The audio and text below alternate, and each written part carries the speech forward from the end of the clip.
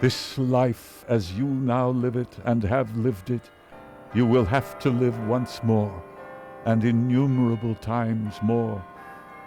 And every joy and every thought and sigh and everything immeasurably small or great in your life must return to you, all in the same succession and sequence, even this moment and I myself. The eternal hourglass of existence is turned over and over, and you with it. The history of the rise of Greek tragedy now tells us, with luminous precision, how the tragic art of the Greeks was really born of the spirit of music. At the same time, however, we really must admit that the meaning of the tragic myth set forth never became clear in transparent concepts to the Greek poets, not to speak of the Greek philosophers. Their heroes speak, as it were, more specifically than they act. The myth does not at all obtain adequate objectification in the spoken word. The structure of the scenes and the visual images reveal a deeper wisdom than the poet himself can put into words and concepts, so that the lesson of Hamlet, who speaks more superficially than he acts, is to be deduced not from his words, but from a profound contemplation and summary of the whole. Affirmation of life, even in its strongest and sternest problems, the will to life, rejoicing in its own inexhaustibility through the sacrifice of its highest types. That is what I call Dionysian. That is what I recognize as the bridge to the psychology of the tragic poet, the joy which also encompasses destruction. In this sense, I have the right to understand myself as the first tragic philosopher.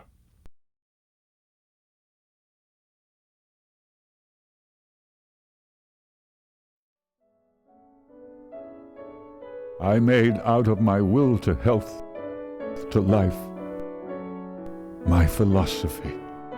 What does not kill me makes me stronger.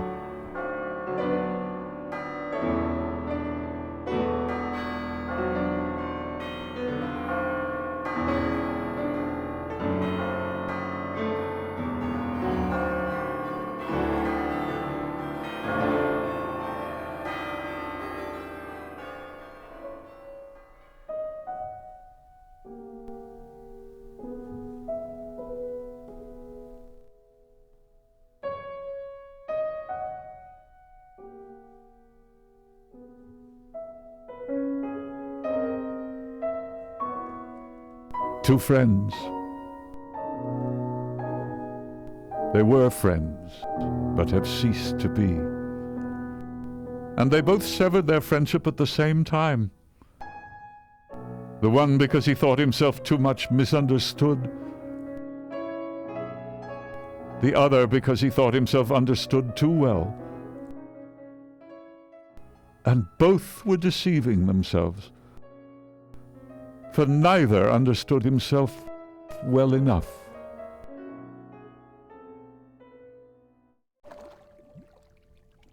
By the summer of 1876, during the time of the first Festspiele, I said farewell to Wagner in my heart. I suffer no ambiguity. And since Wagner had moved to Germany, he had condescended step by step to everything I despise, even to anti-Semitism. I was henceforth sentenced to mistrust more profoundly, to despise more profoundly, to be more profoundly alone than ever before. For I had had nobody except Richard Wagner. Perhaps the music of Wagner and his followers however dominant and domineering it is, has but a short span of time ahead of it. For it developed out of a culture whose soil is rapidly sinking, a culture which will soon have sunk out of sight.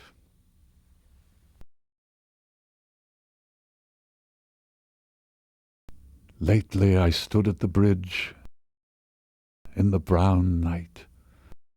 From afar there came a song. A golden drop it swelled across the trembling surface. Gondolas, lights, music.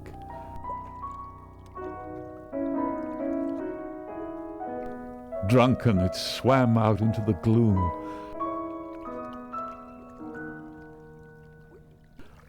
My soul, a stringed instrument, touched by invisible hands, sang to itself in reply a gondola song, and trembled with gaudy happiness.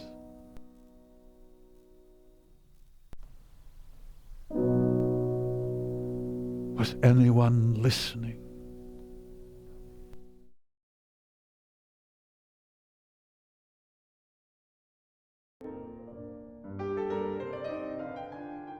From Turin, via Carlo Alberto, 6-3, to Carl Fuchs, 18 December 1888.